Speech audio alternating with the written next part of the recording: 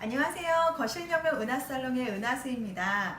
와, 어느덧 여름의 끝자락인 8월에 와 있습니다. 자, 이번에 8월 파티는 페미니즘 이야기를 함께 할 건데요. 페미니즘 이야기를 함께 나눠주실 8월 파티 게스트 이서영 작가님을 소개해드리겠습니다. 안녕하세요. 안녕하세요. 네, 작가님.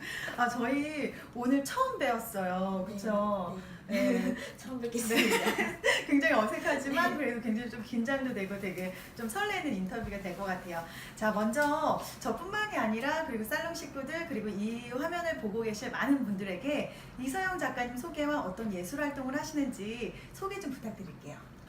네. 저는 SF를 쓰고 있고요. 네, SF 작가로 사실은 훨씬 더 많은 글을 쓰는데요.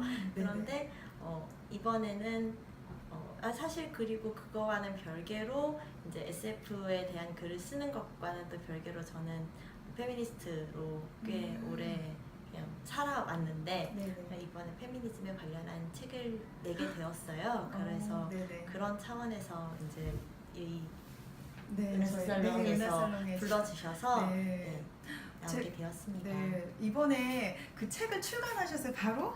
자, 짜잔! 제목이 지극히 사적인 페미니즘이라는 책이에요. 저도 제가 교보문고에서 직접 사왔는데요. 이 책 제목이 지극히 사적인 페미니즘 이게 좀 특이하거든요. 이 책의 뭐 간략한 소개를 좀 부탁드려도 될까요?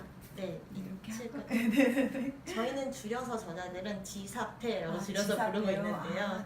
그런데 이제 여성들의 예술을 하시니까 아마 더 잘 아실 거라고 생각하는데 소설도 그렇고 미술도 그렇고 또 아마 공연 예술도 저는 비슷할 거라고 생각해요. 여성들이 직접 하는 예술이라는 거는 많은 경우에 사적인 것들, 소품적인 것들로 축소되는 경향이 있어요. 특히 뭐 동양화를 한다고 해도 남성들은 산수화를 그리는데 여성들은 사실 그 산을 볼 기회를 갖지 못하는 경우들이 많죠.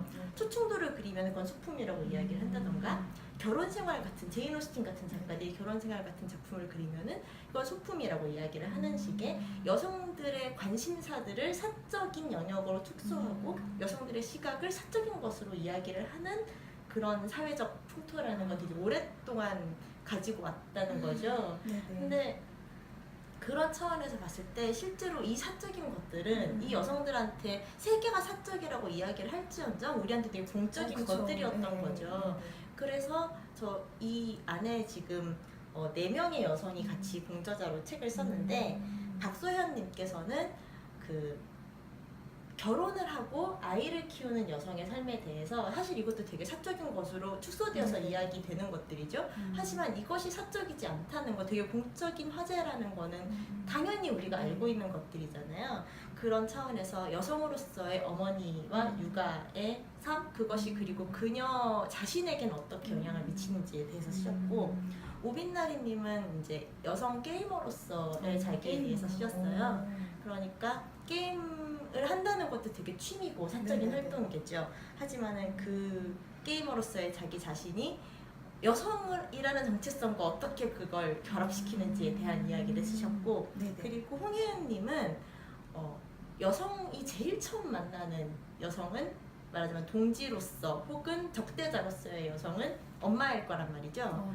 그래서 이제 엄마와 자신 그리고 빈곤의 삶에 대해서 이야기를 풀어나가셨고, 저는 여성 노동의 문제에 대해서 썼어요. 그리고 여성 노동과 그리고 여성과 남성이 함께 노동을 하는 인간으로서 동지적으로 구성될 수 있는 가능성에 대해서 이야기를 다뤘습니다. 네, 제가 꼭 한번 제가 읽어보겠습니다. 저도 여성으로서 육아도 하고 예술도 하면서 좀 정말 이렇게 좀 여러 가지 부당한 제 이렇게 사적인 영역들이 공적인 영역으로 저는 생각하는데 그렇게 받아들여지지 않은 사회들 이런 걸 많이 느끼거든요. 그래서 그리고 저희 이제 살롱에 오실 많은 분들도 아마 되게 궁금하실 거예요. 페미니즘이 대체 무엇일까? 그럼 서영님께서 생각하시는 페미니즘을 한 문장으로 조금 이렇게 좀 어렵지만 얘기를 해주신다면?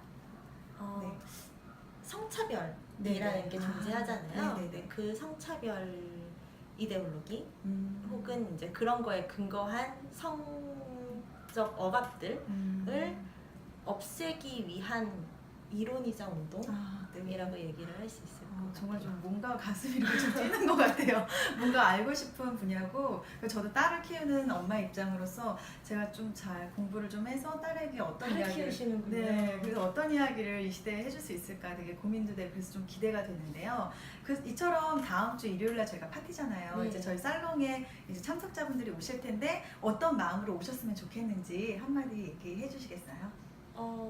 저는 그러니까 페미니즘이라고 네네. 하는 것이 어떤 사람들한테는 되게 재미없고 빡세고 네. 되게 안티테제만 가지고 있는 사람들, 무언가에 대해 반대만 하는 사람들로 인지되기 쉽다는 거에 대한 걸 알고는 있어요. 하지만은 결국에는 성억압이 없어진 사회라는 거는 되게 신나고 엄청 우리에게 행복한 사회일 거라는 거죠. 네. 그런 차원에서 그런 사회에 대해서 한 번쯤 생각해 보시고 네. 그런 기쁜 마음으로 오시면 좋지 않을까. 네, 기쁜 마음으로요. 네. 자, 마지막 질문인데요. 그렇다면 은하사랑의 공식 질문인데요. 이서영님의 고상한 취향은?